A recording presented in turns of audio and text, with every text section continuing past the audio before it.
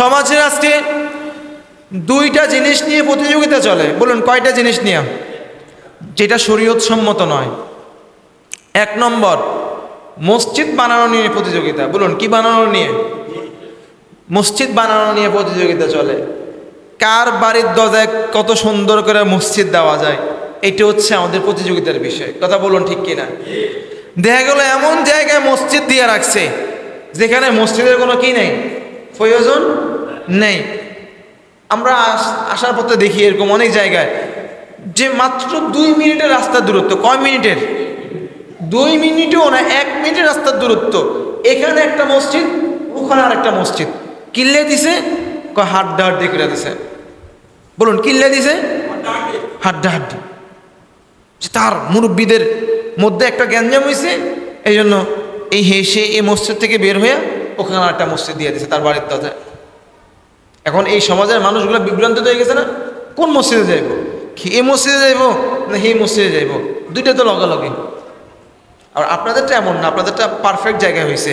মুসাফিররা যাতায়াতের অবস্থা করতে পারে, একটা কেন্দ্রতে আপনাদের মসজিদ, আলহামদুলিল্লাহ। কিন্তু অনেক মসজিদ আছে, ধরেন মোল্লাবাড়ির দরজায় মসজিদ একটা, পাশে ধরেন পাটোয়ারি বাড়ি, ওই বাড়ির দরজা মসজিদ একটা। প্রতি বাড়ি বাড়ি কি হয়ে গেছে এখন? মসজিদ হয়ে গেছে। এই প্রতিযোগিতা নিষেধ। এই প্রতিযোগিতা কি নিষেধ? কারণ আপনি মসজিদ দিচ্ছেন, এমনভাবে মসজিদটা দেন যাতে করে মোটামুটি আশপাশের লোকরা এসে কি করতে পারে, জামাতে নামাজটা আদায় করতে পারে।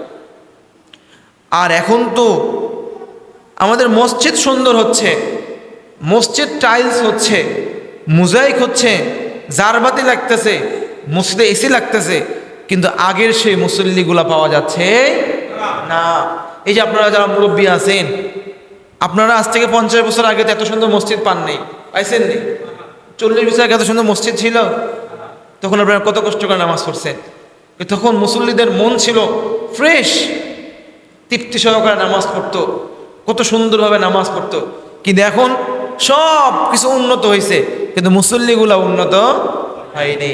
মুসল্লিগুলা দিন দিন অবনত হয়েছে।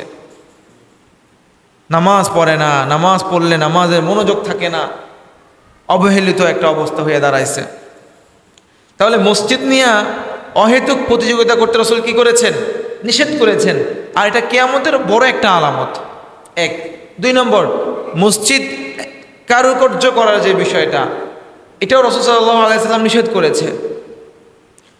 পরিবেশ সুন্দর করতে পারেন, মসজিদের পরিবেশ সুন্দর করা যেতে পারে, কিন্তু মসজিদে অধিক কারুকার্য করা এটা সরাসরি নিষেধ। এটা রাসূল সাল্লাল্লাহু আলাইহি ওয়াসাল্লাম সরাসরি কি করেছেন? নিষেধ করেছেন। মহাপ্রলয় নামে একটা বই আছে, ওই বইতে কিয়ামতের প্রায় 130টার মতো একটা আলামত উল্লেখ করেছে। এই 130টা আলামতের মধ্যে উনি লিখেছেন যে কিয়ামতের আগে মসজিদ অধিক কারুকার্য সম্বলিত হবে, অর্থাৎ মসজিদের মধ্যে অধিক কি হবে? কারুকার্য হবে, অধিক ডিজাইন হবে, অধিক নকশা হবে। এগুলো একটা। 2 নম্বর বলেছেন যে কিয়ামতের আগে মানুষ মসজিদ ভ্রমণ করতে যাবে, মসজিদ হয়ে যাবে পর্যটক কেন্দ্র। বলুন মসজিদ হয়ে যাবে কি কেন্দ্র? পর্যটক কেন্দ্র। এটা কিয়ামতের বড় আলামতের মধ্যে আরেকটি আলামত, যেটা হচ্ছে কি হচ্ছে না? হচ্ছে। মানুষ এখন তুরস্কে যাচ্ছে, সিরিয়ায় যাচ্ছে, এই দেশগুলোতে যাচ্ছে শুধুমাত্র মসজিদ দেখার জন্য। বুরাইন যাচ্ছে মসজিদ দেখার জন্য। তুরস্কে যাচ্ছে মানুষ আয়া সোফিয়াকে দেখার জন্য, আরও বড় বড় মসজিদ আছে তুরস্কে, ওগুলো দেখার জন্য, প্রাচীনতম নিদর্শন মসজিদ দেখার জন্য যাচ্ছে। তাইলে কিয়ামতের যে আলামতগুলো বর্ণনা করছে সেগুলো তো মোটামুটি পাওয়া যাচ্ছে। যাচ্ছে কি যাচ্ছে না? বলুন যাচ্ছে। তাহলে